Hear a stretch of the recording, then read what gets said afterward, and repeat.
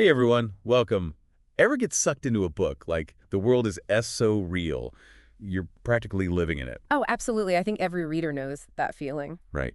Today, we're going behind the scenes to figure out how authors build those worlds. It's fascinating. We're diving deep into the creative process of Karen Eastland, Ah, the mind behind the new fantasy novella, Pentague, right? the one and only. We've got excerpts from Eastland's personal creative diary, like we're peeking right into her thoughts. Oh, wow. That's a rare treat. Plus, we've got our hands on two scenes from Pentague itself, a meeting in the frost and mud and chains. So we're tracing the evolution of an idea from those first sparks to, well, almost a finished product. Exactly. It's like those making of documentaries, but for a book. You see the raw materials, the inspiration, the struggles. And get a glimpse into how an author takes all that and shapes it into a compelling story. It's often messy, full of dead ends and revisions. Oh, for sure. And speaking of shaking things up, did you know Eastland uses AI as part of her process? Really? I'm not surprised, honestly. AI is seeping into every creative field these days, but how does she use it? It's more than just grammar checks. We're talking brainstorming, plot development, character arcs, the whole shebang. Whoa, that's next level stuff. What's this AI companion called? It's called Soul, and it's not just a tool for Eastland, it's more like a collaborator. The collaborator. Intriguing. So they have back and forths, like brainstorming sessions. Full-on discussions, even debates, according to her diary entries. Makes you wonder, what does it even mean to be an author in the age of AI, right? Right. It's like a fusion of human and artificial creativity. Fascinating territory to explore. But before we go too far down that rabbit hole. We should probably introduce Eastland's world a bit, yeah. Agreed. So Pentague introduces us to the Dalshaw people. They're enslaved by the, well, rather grotesque bellwethers. Yeah, Eastland doesn't shy away from those darker elements. And it's the struggle against oppression, but with her signature imaginative twists. It's not your average fantasy story. Not at all. Knowing Eastland, it's going to delve into some deep themes. Power, rebellion, the search for meaning, that kind of thing. Exactly. It's about the human condition, even within a fantastical world. And we can already see these themes playing out in those diary excerpts, particularly from September 30th to October 5th. Right. Like those entries show Eastland grappling with how to portray power authentically, how to make her characters more than just, good versus evil. There's nuance there. Exactly. And speaking of nuance, those entries are also where Pentague starts to evolve. It grows from a novella into what might become a full-blown trilogy. Now, that's a big deal. I wonder, did Saul have a hand in that expansion, or was it purely Eastland's own creative spark? It seems like a bit of both, honestly. Eastland mentions that Saul helped her really flesh out the emotional landscapes of the characters. So creating a more immersive, believable world. Exactly. And perhaps that deeper dive into the characters' inner lives, well, it opened up new possibilities for this story, pushing it beyond its initial scope. It's that idea that stories can take on a life of their own, leading creators in unexpected directions. Absolutely. But enough about the behind the scenes for now. Let's dive into Pentague itself, starting with a meeting in the frost. Okay, so this scene introduces us to Indicus-Resquire. He's a Dalshaw, but he's become a sin eater. Now, Sin Eater, that sounds ominous. It's a bit of a loaded term, right? Definitely. What does it mean in Eastland's world? Give us the rundown.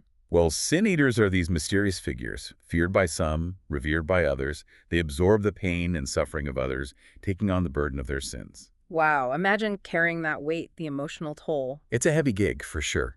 And in this scene, Indicus is meeting Angela, a key lass, in this desolate ice world. Ooh, Eastland and her settings, always so vivid. Right, and this one is especially striking. It's described as stark, unforgiving, almost a character in itself. And knowing Eastland, it's more than just a backdrop.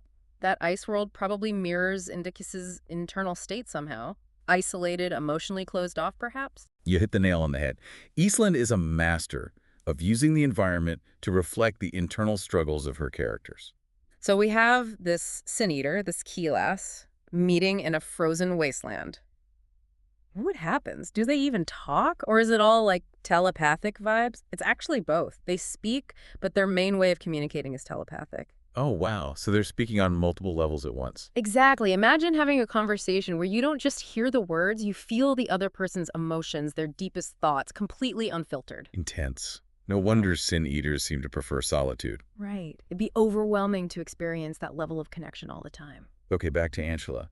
What's her role here? Is she there to help Indicus, or does she have her own agenda? That's the mystery. We don't get a clear answer in this scene. Keelas are enigmatic, known for their wisdom and this ability to see beneath the surface.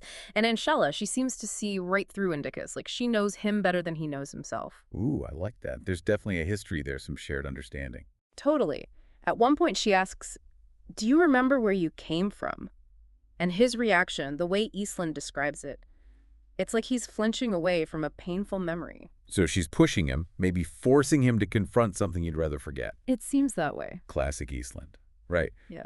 Using these encounters to trigger internal transformations in her characters. Absolutely. But before they can really dig into it, a shadowy figure enters the tavern, interrupting their conversation. Talk about a mood killer. Right. It pulls Indicus back into his role as Sin Eater.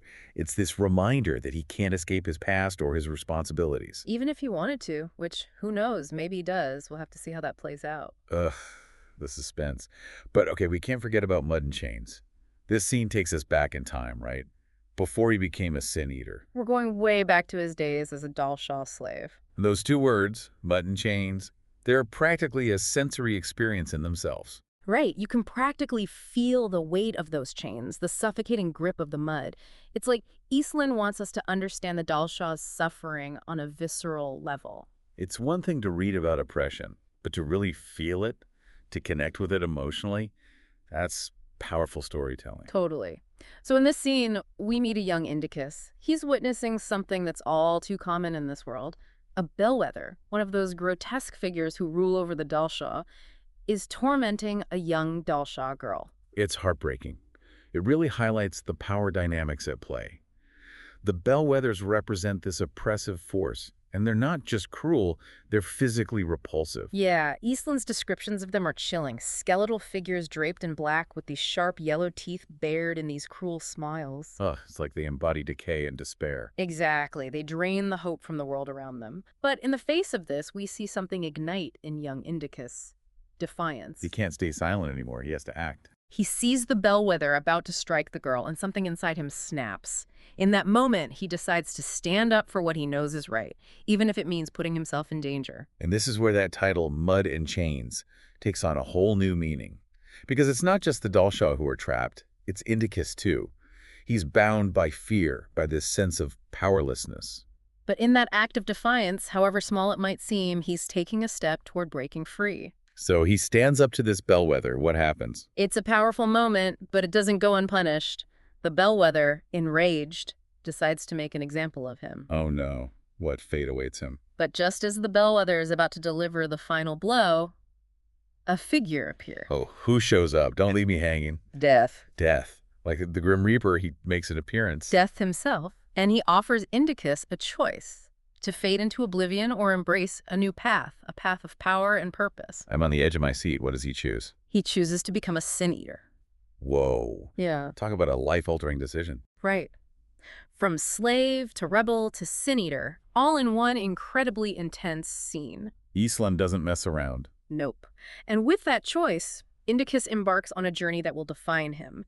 He's not just escaping his own pain anymore, he's taking on the pain of others, vowing to fight against the forces that oppressed him. So it's not just a personal transformation, it's the start of something bigger. Exactly. It becomes a beacon of hope for all the Dalshaw people who suffer under the bellwethers. It's like she's saying that true strength comes from facing suffering head-on, turning it into something positive, you know? Exactly. And in doing so, Indicus's journey, it's not just about him anymore. It's like this beacon of hope, especially for the other Dalshaw suffering under the bellwethers. Totally.